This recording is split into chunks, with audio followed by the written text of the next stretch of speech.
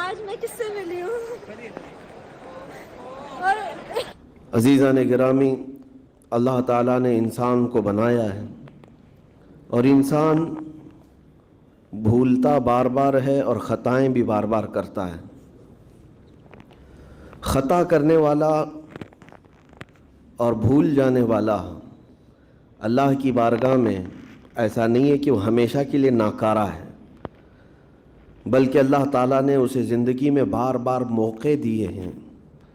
کہ تو اپنی خطاؤں سے اور اپنی بھول سے پھر سے دوبارہ اپنی اچھی زندگی میں آ جا، اور اسی کو ہم توبہ کہتے ہیں۔ تو آپشن رکھا گیا ہے انسانوں کے لیے، مسلمانوں کے لیے خاص طور پر بہت ہمت والا ہے دروازہ ہے، بہت ہمت والا دروازہ ہے۔ اور اسی وجہ سے حدیث پاک میں یہ ہے کہ گناہ کرتا ہے بندہ، پھر توبہ کرتا ہے، پھر گناہ کرتا ہے، پھر توبہ کرتا ہے، یہ کرتا رہتا ہے۔ فرشتے اللہ کی بارگاہ میں عرض کرتے ہیں کہ مولا یہ تو بار بار وہی کرتا ہے پھر توبہ کرتا ہے۔ اگر ہمارے ساتھ کوئی غلطی ایک بار دو بار کر دے، تیسری بار تو ہم اسے چھوڑیں گے بھی نہیں۔ انسانوں کی طبیعت تو یہی ہے، لیکن بندہ جب بار بار ایک خطا کرتا ہے اور پھر توبہ کرتا ہے، پھر خطا پھر توبہ، تو فرشتے جب اللہ کی بارگاہ میں یہ عرض کرتے ہیں کہ مولا یہ ہر بار یہی کرتا ہے، تو جانتے ہیں پروردگار عالم کیا فرماتا ہے؟ ارشاد فرماتا ہے اے میرے فرشتوں، میرا بندہ مجھے رحمان سمجھتا ہے اس لیے بار بار توبہ کرتا ہے، مجھے وہ ارحم الراحمین سمجھتا ہے، ورنہ کون بار بار اللہ تبارک و تعالیٰ کی بارگاہ میں دروازہ کھٹکھٹاتا؟ تو رب تبارک و تعالیٰ ارحم الراحمین ہے، یہ تصور ہر مسلمان کے ذہن میں ہے، اس کی وجہ سے وہ کبھی مایوس نہیں ہوتا۔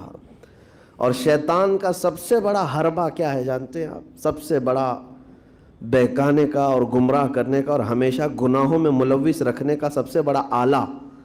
کہ بندے کو سب سے پہلے نا امید کرتا ہے، اب تیرا کیا ہوگا، تو تو بہت برباد ہو چکا ہے۔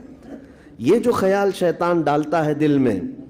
اس کے بعد پھر وہ بندہ جری ہو جاتا ہے، اب میرے توبہ سے بھی کچھ ہونے والا نہیں ہے، جو جس طرح زندگی چل رہی چلنے دو،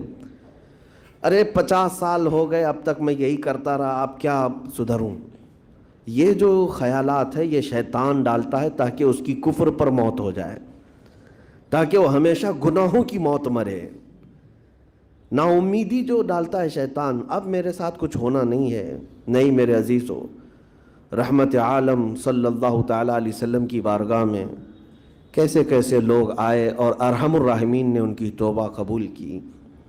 آپ کو ایک بات میں بتاؤں، سیدنا عمر ابن خطاب رضی اللہ تعالیٰ عنہ کا دور ہے، مثنوی شریف میں مولانا روم فرماتے ہیں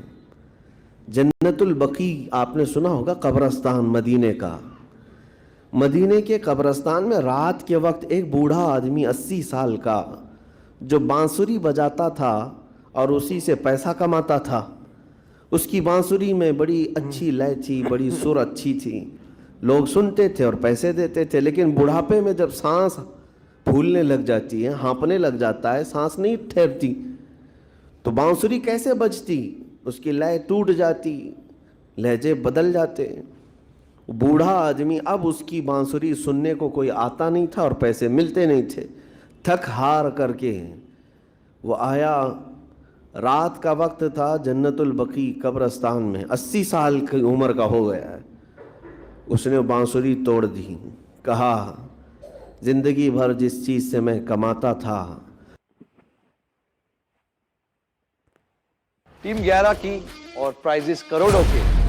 اتنا مت